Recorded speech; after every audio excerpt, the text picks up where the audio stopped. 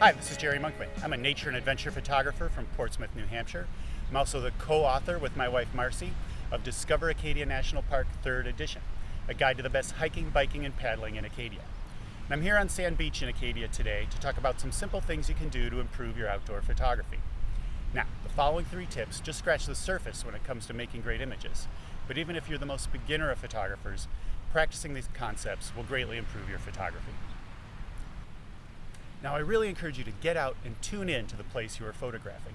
Put on some hiking boots, get on a bike, go out in a kayak and explore. This forces you to relax and get in touch with your surroundings.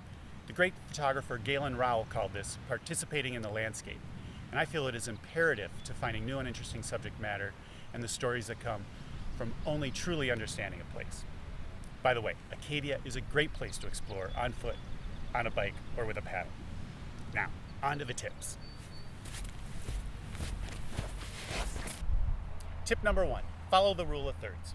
The rule of thirds is an old composition technique that basically says, don't place your main subject in the center of the photo. Now imagine your camera's viewfinder is divided into thirds, both vertically and horizontally.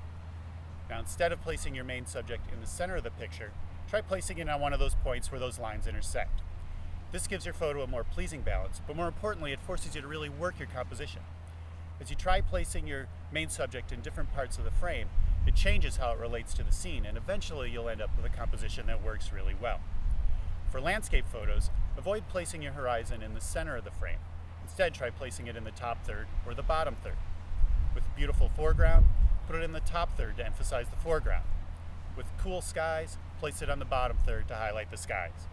Basically, use composition as a way to emphasize that part of the photograph that is most important to you. Tip 2. Shoot your subject in great light. No matter how well you compose your photograph, if you shoot it in mediocre light, it has no chance of being great. This scene here is beautiful, but it looks just okay in the midday sun. The light is harsh, casting dark shadows, and it has an unattractive blue tone to it. Big landscapes like this look best during the golden hours, that time of day around sunset or sunrise. That means stay out late or get up early. Here on the coast of Maine, that can be before 4:30 in the summertime, but it's worth it to see that great light. Like this. Now isn't this more beautiful? This golden hour light is softer, producing more details in the shadows and really highlighting the textures in the landscape. It also has a warm orange tone that imparts drama and is more pleasing than that harsh blue light of midday. On cloudy days, head into the woods, where the diffuse overcast light is perfect for shooting forest scenes, waterfalls, and close-ups like flowers and ferns. Oh, and use a polarizer to really make those colors pop. Tip number 3, keep it simple. The outdoors is a visually complex 3-dimensional space, and it's the photographer's goal to translate that complexity into a compelling 2-dimensional photograph. Now that's really hard to do, so you need to keep it simple by composing your photo in a way that eliminates any distracting elements or backgrounds. You're responsible for every little millimeter of your photo, so if anything in there distracts from your main subject and doesn't enhance it in any way, you need to recompose the photo to get it out of it. By simplifying your photographs, you make sure it's obvious what your picture is about. If you have to explain what it is, then you've failed. Some ways to simplify a photo include getting really close to your main subject so that it's the largest object in the scene.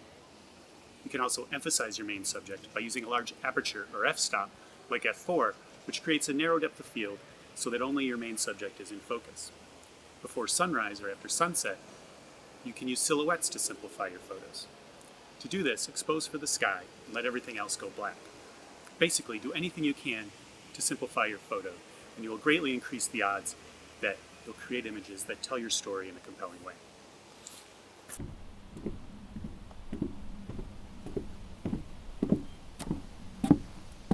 So those are your 3 photo tips. Follow the rule of thirds, shoot in the great light, and keep it simple. Now get out there and tune in to the wonder that is Acadia National Park.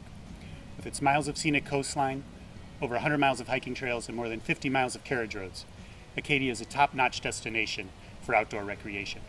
And in our book, Discover Acadia National Park, we detail 50 hiking, biking, and paddling trips, all of which make great opportunities for experiencing the park with your camera. To order a copy, visit AMC Books at outdoors.org. I'm Jerry Monkman, and enjoy your photo adventure.